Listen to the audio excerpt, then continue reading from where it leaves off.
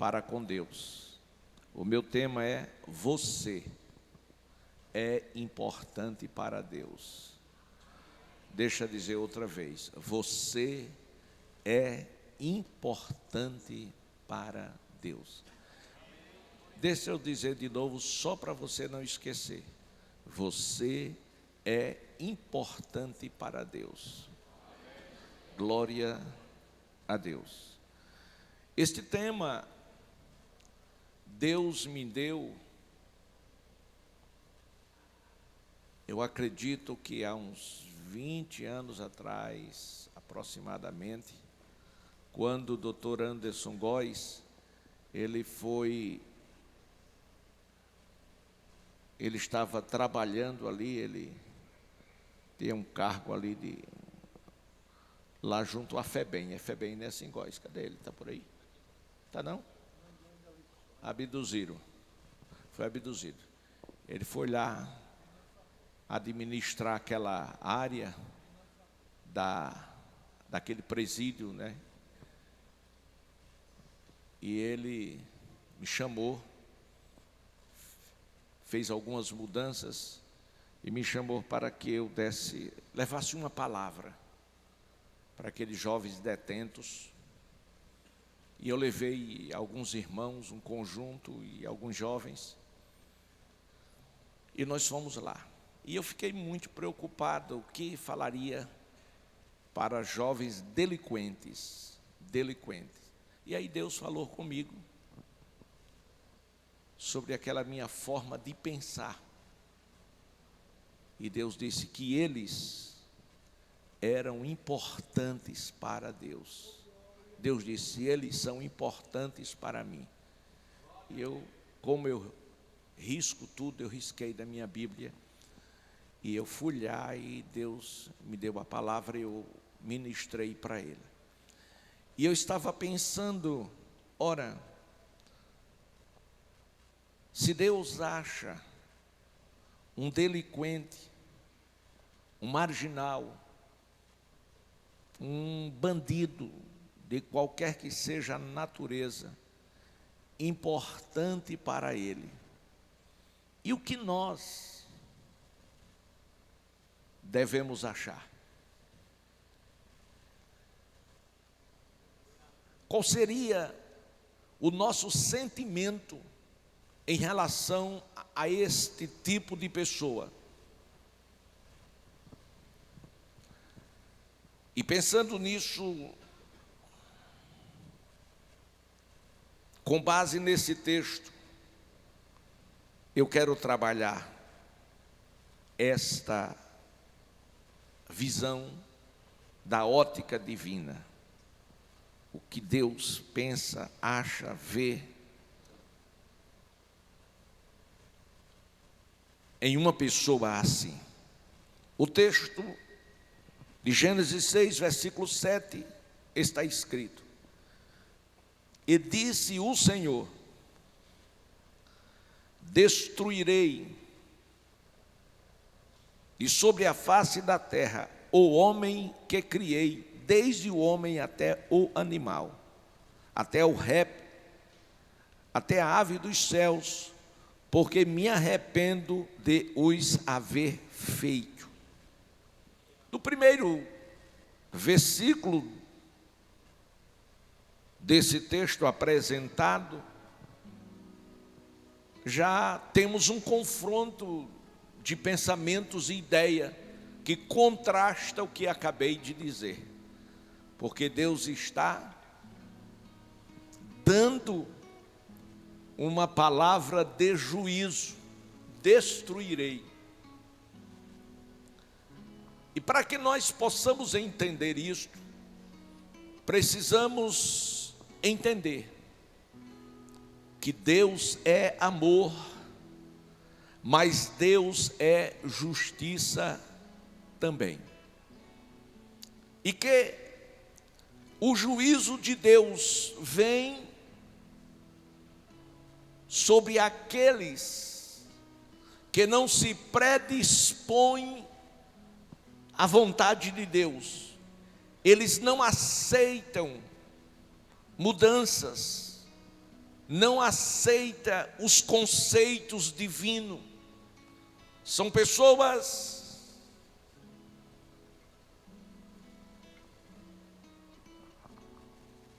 que não mudam ou não querem mudar. Deus respeita o livre-arbítrio, mas Deus usa todos os meios e recursos para convencer esta pessoa que ela está errada e que ela precisa entender que o seu erro produz consequências gravíssimas tanto no mundo presente como no porvir, tanto no mundo material quanto no mundo espiritual. E agora, quando Deus olha para a situação do homem, aquele que Ele fez sua imagem conforme a sua semelhança, Ele vê o homem com 3 aspectos que não correspondia à obra da criação. Ele vê o homem sem forma, ele vê o homem vazio e ele vê o homem em trevas. E este não foi o homem que Deus criou. Glória a Deus. Gênesis 1 e 2 diz que a terra era sem forma e vazia, e havia trevas sobre a face do abismo, vírgula, mas o Espírito de Deus se movia sobre a face das águas.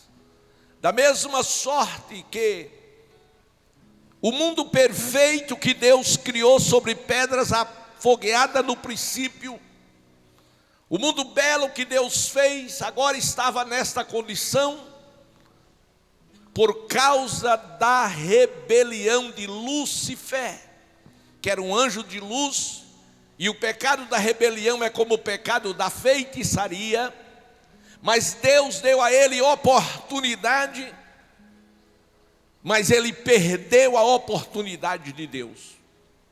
Não só ele se rebelou contra Deus, mas todos que estavam na égide do seu domínio, ele fez com que eles se corrompessem. Porém, no Evangelho eterno, o Senhor deu uma palavra, e a terça parte desses anjos se arrependeram e escaparam. Aliás, a terça parte que não se arrependeu, eles caíram sobre a terra, e a terra ficou nesta condição por conta do pecado. Da mesma maneira, o homem, imagem e semelhança de Deus, quando ele resolve pecar contra o Senhor, glória a Deus, ele fica sem forma, deformado, fica vazio, sem a presença de Deus, e fica em trevas, sem conhecimento da verdade. Por mais inteligente que o homem seja, por mais intelectual que ele seja, por maior que seja o seu nível acadêmico, mas no tocante às coisas de Deus, ele não passa de um ignorante, não vê um palmo do seu nariz, como Balaão, que discutiu com uma jumenta e perdeu. Mas a Bíblia diz que o Espírito do Senhor se movia sobre a face da terra. Era uma oportunidade que Deus estava dando para que o mundo não continuasse no caos. Da mesma sorte com o homem, no pecado, Deus deu o Espírito Santo para estar sobre nós, para que pudesse sim o homem ter a sua chance, a sua oportunidade e escapar do grande juízo de Deus que virá sobre a face da terra. Aleluia. E o nome disso se chama amor. Por isso que o meu tema é: você é importante para Deus. Por quê? Porque você foi feito a coisa mais linda da ordem de Deus para a criação. Você é importante para Deus. Ainda que você não ache Deus importante para você, ainda que você não creia em Deus, mas você é importante para Deus. Deus lhe ama.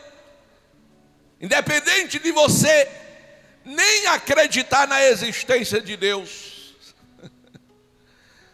mas Deus permite que você continue vivo, respirando, tendo oportunidades, vencendo no seu dia a dia, para que você possa sim entender que Deus é Deus e que Ele existe. Lamentavelmente, todas as chances que o homem tem enquanto neste corpo de carne termina quando a sua alma e espírito deixar essa carne ou esse corpo e descer para a sepultura.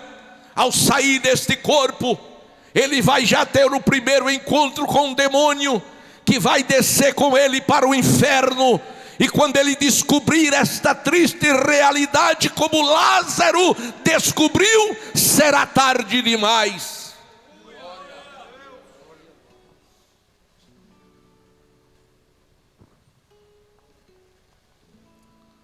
Mas não é sobre isso que eu estou falando. Isso é apenas uma consequência disto. Eu estou falando que você é importante para Deus. Quando Deus disse destruirei. Preste atenção, Ele disse destruirei o homem. Versículo 8. Aparece quem? Aparece um homem. Deus disse: vou destruir o homem. Aí aparece um homem. Mas este homem que aparece, ele acha graça aos olhos de Deus. Efésios 2, 8 e 9 está escrito. Me ajude. Versículo 8, carta de Paulo aos Efésios, capítulo 2, versículo 8, está escrito: porque pela graça, favor imerecível, sois salvos por meio da fé. E isto não vem de vós, é dom de Deus. Não vem das obras para que ninguém se glorie, porque somos feituras sua, criados em Cristo Jesus para as boas obras, as quais Deus preparou para quê? Deus preparou para quê? Andássemos nelas.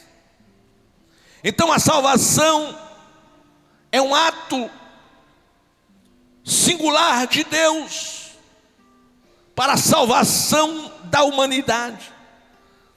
Todavia, a responsabilidade é do homem. E quando você observa esse texto, diz que é pela fé. E a Bíblia diz que pela fé. E fé vem pelo ouvir, e ouvir a palavra de Deus. Por esta razão, desde o começo da ordem da criação, que Deus tem se manifestado e manifesta a sua glória, para que o homem pudesse entender que há um Deus no céu todo-poderoso que ama. Não foi à toa que Deus todo dia desceu para conversar com Abraão, com Adão, todo dia, com ele e a esposa. Isso é relacionamento. Isso é comunhão. Era uma prova de Deus dizer: vocês são muito importantes para mim. Estou aqui para a gente conversar. Glória a Deus. Noé, porém, achou graça aos olhos do Senhor. Aleluia. E foi através da graça que veio a oportunidade para a geração. Deus disse que faria o quê? Toda a igreja. Deus disse que faria o quê?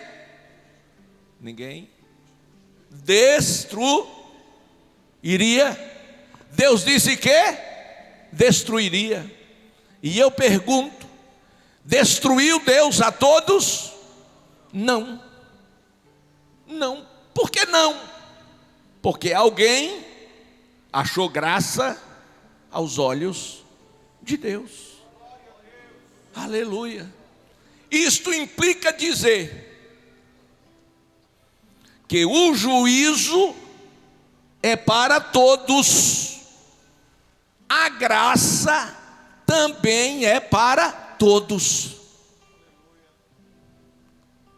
Agora, a responsabilidade é individual, é para cada um de nós. A responsabilidade é minha, é sua, e somos nós, sim, que temos que garantir o nosso lugar na eternidade. E esta decisão, ela não pode, infelizmente, ser tomada depois da morte. Ela tem que ser tomada enquanto estamos com vida neste corpo. Aleluia, aleluia. Noé, porém, achou graça aos olhos de Deus. E foi exatamente por meio desta graça que Deus mandou que ele construísse uma arca para a salvação de todos.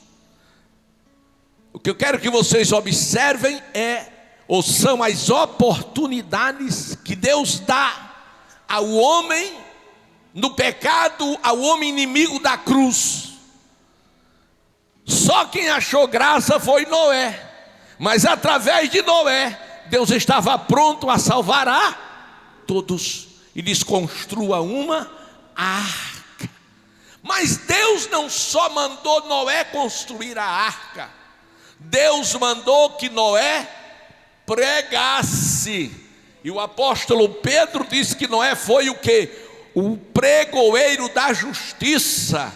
Ele não só pregou o amor de Deus, mas ele pregou também a justiça de Deus. Porque falar de amor sem falar de justiça é paternalismo, e paternalismo é pecado.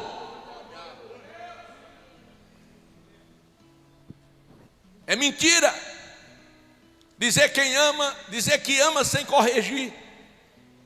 Glória a Deus. Aleluia. A Bíblia diz que Deus corrige e Deus açoita aquele a quem Ele ama.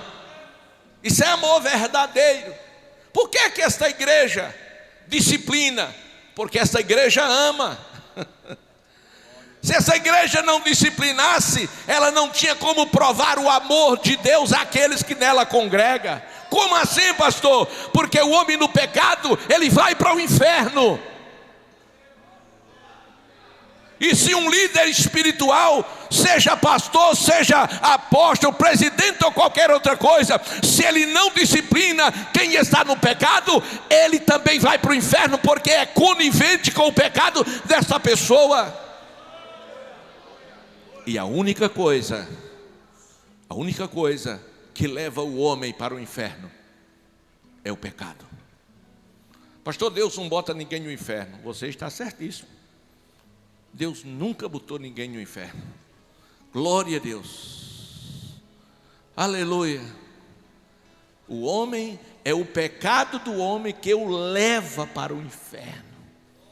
Glória a Deus. Deus coloca no céu Mas escute, Noé acha graça, e Noé crê, não só achou o caminho da salvação, ele acreditou nele, e como prova, ele andou nele. Como? Através da construção da arca. Aleluia! Então escuta, Gênesis capítulo 7, me acompanha aí, versículo 1. Depois do que? Da arca pronta. Disse o Senhor a Noé, que foi que Deus disse a Noé, a igreja?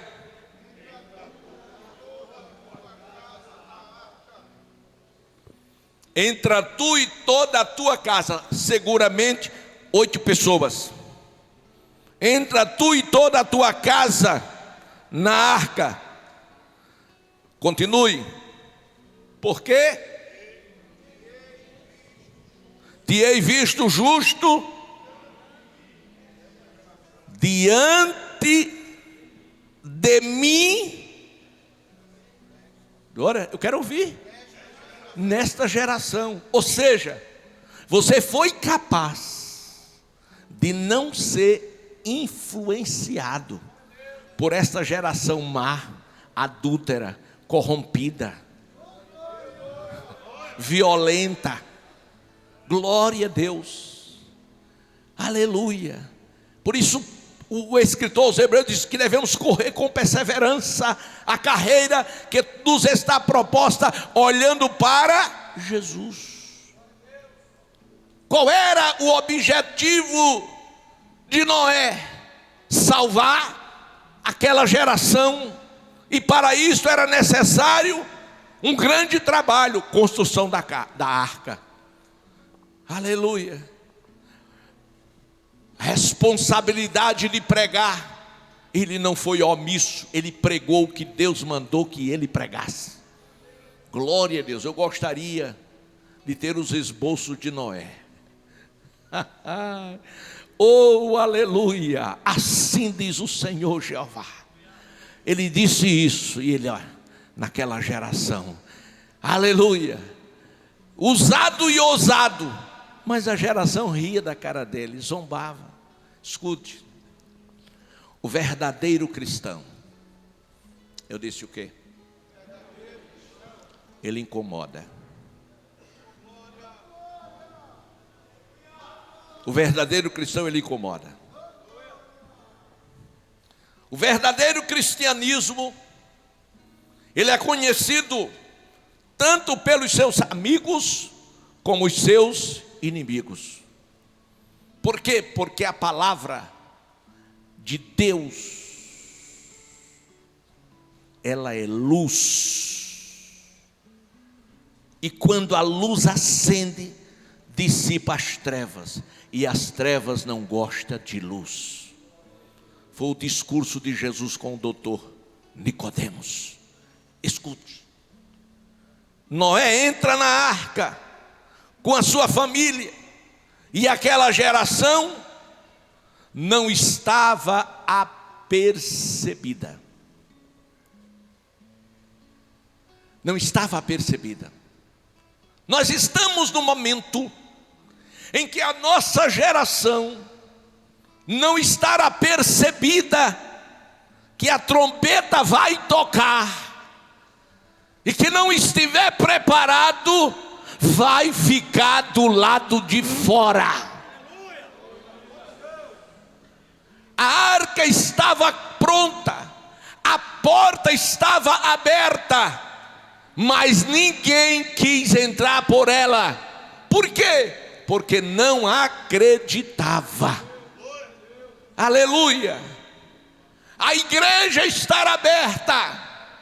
Não estou falando de igreja material, não estou falando de templos, estou falando de igreja, noiva, corpo de Cristo. A igreja está com as portas abertas, a porta da graça está aberta. Nós estamos como Noé, pregando em tudo quanto é lugar, na live, na praça, na feira, dando folheto de casa em casa, estamos pregando a palavra, obedecendo o ídolo do Senhor Jesus, mas o mundo está rindo, não está acreditando. De repente, a igreja some, porque a trombeta, quando tocar, os verdadeiros desaparecerão da terra. E muita gente vai correr para cá. E quando chegar aqui, a porta vai estar fechada. Não é aquela porta, não. É a porta da graça. E sabe quem vai fechar a porta? Quem fechou a porta da arca? Não foi Noé, foi Deus. Porque se fosse Noé, ele não teria coração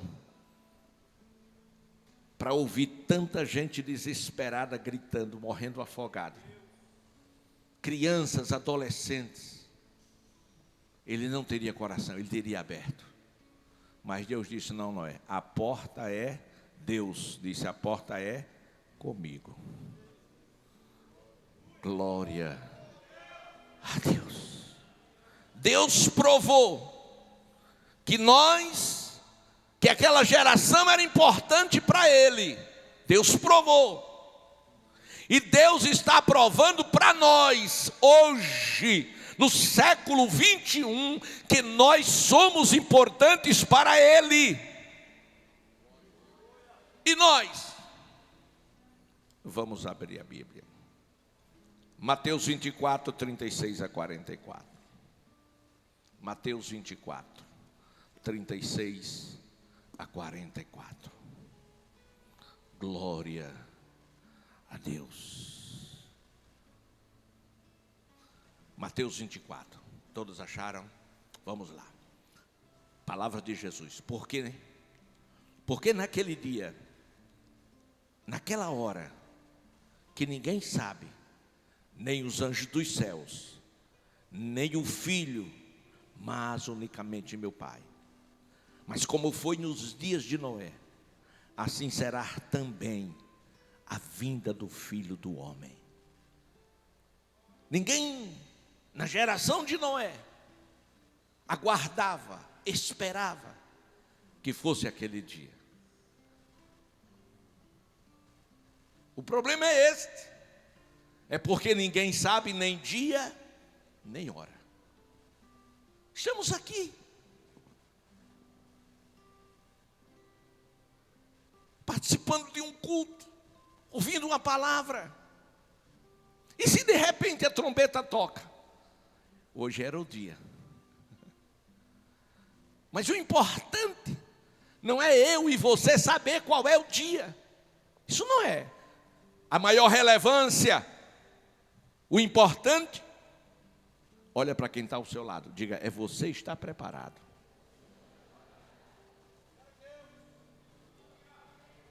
A importância está nisso aí.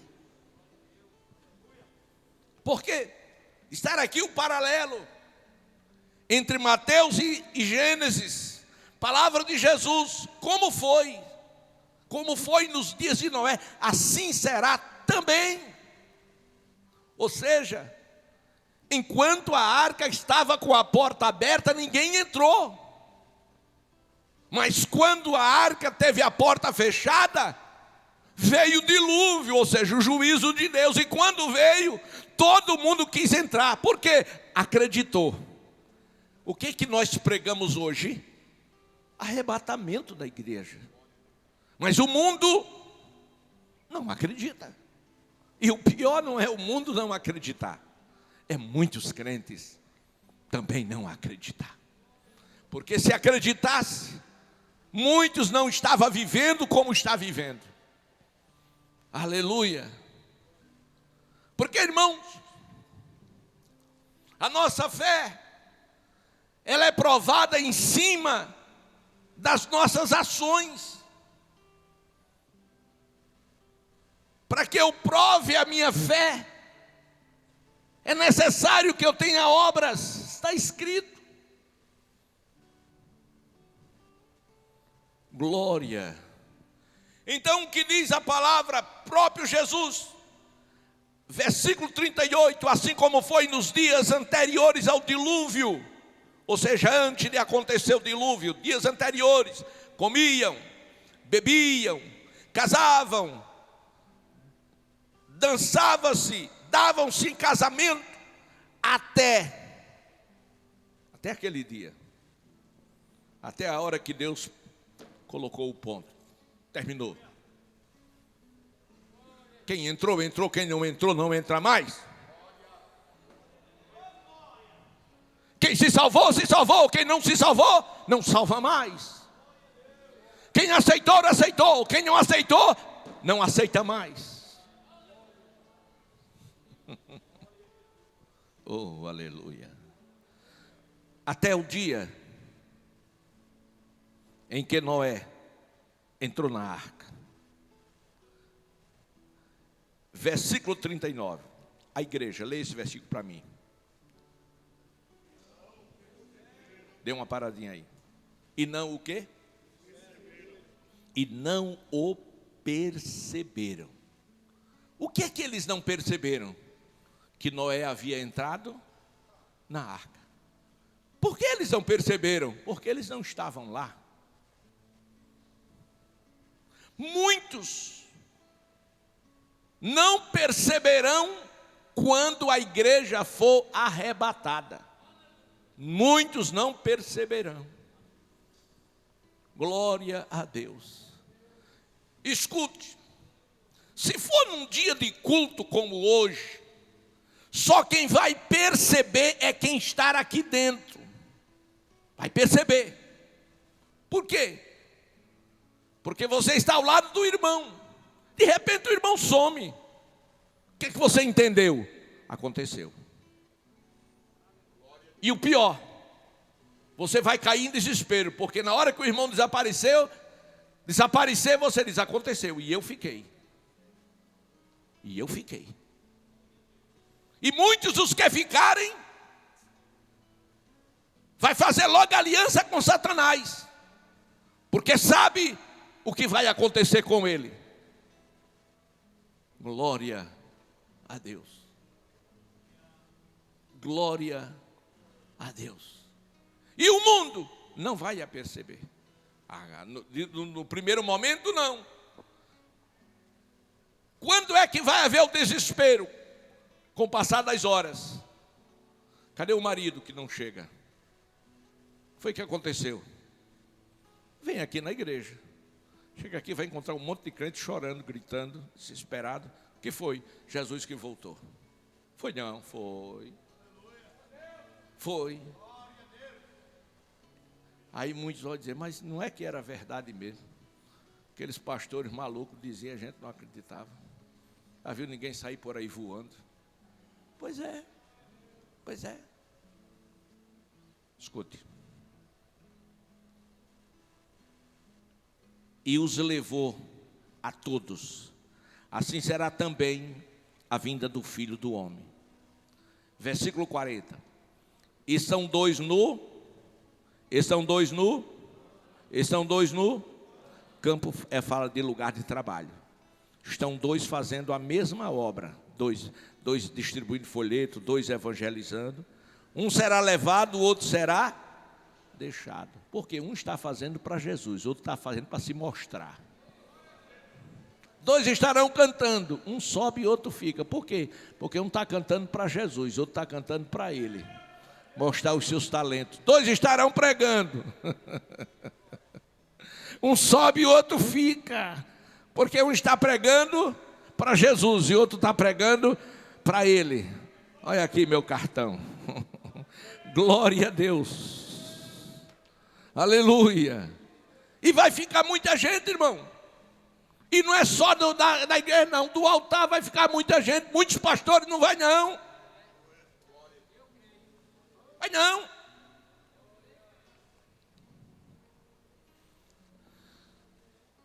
Estão duas pessoas moendo no moinho. Uma será levada e outra deixada. Na outra tradução que diz, dois estarão numa cama. Cama fala de relacionamento. intimidade. Um será levado e outro será deixado. Imagina quando você acordar, você, cadê meu marido? Não, ele deve ter ido lá fora. Aí, primeiro vai no banheiro. Não, ele não está no banheiro. Aí ele saiu. Quando chega na porta do quarto, a porta do quarto fechada pelo lado de dentro. Como foi que ele saiu? Glória a Deus. Queridos, voltemos para Gênesis. Você é tão importante para Deus. E Deus te ama tanto que Ele deu para você não passar por isto. Jesus como seu presente para lhe dar o direito de levar para o céu com Ele. João 3,16 diz, porque Deus amou o mundo de tal maneira que deu o seu único Filho, para que todo aquele que nele crê não sofra, mas tenha a vida eterna. Aleluia. Jesus, mesmo na morte, vituperado, açoitado, subestimado, humilhado, mas ele continuou firme no seu propósito, que era salvar você. E de braços abertos, quando todos riam, zombavam, cuspiam na sua cara, ele olhava para cima e dizia, Pai, Pai, perdoa-lhes, porque não sabem o que estão fazendo. É a grandeza do amor de Deus para mostrar a nossa importância para Ele. Isto é amor. Então você é importante para Deus de tal forma que Deus te ama a ponto de dar o seu próprio Filho por expiação dos seus pecados. Em segundo lugar, Deus não se esquece. Uma mãe que amamenta, ela pode se esquecer do seu filho. Mas ainda que esta venha se esquecer, Deus disse, todavia, eu não me esquecerei de ti. Exemplo dos esquecidos socialmente, Bartimeu, cego, mendigo, pergunto eu, não tinha pai, não tinha mãe, não tinha um primo, não tinha um tio, não tinha um parente, tinha ninguém para cuidar dele? Será que ele tinha que viver na rua esmolando? Ele foi esquecido. Por quê? Não tinha projeção, não tinha dinheiro. Glória a Deus. Isso é a história da humanidade. Se você tem, você é alguma coisa. Se você não tem, você não é nada. Nada. Glória a Deus.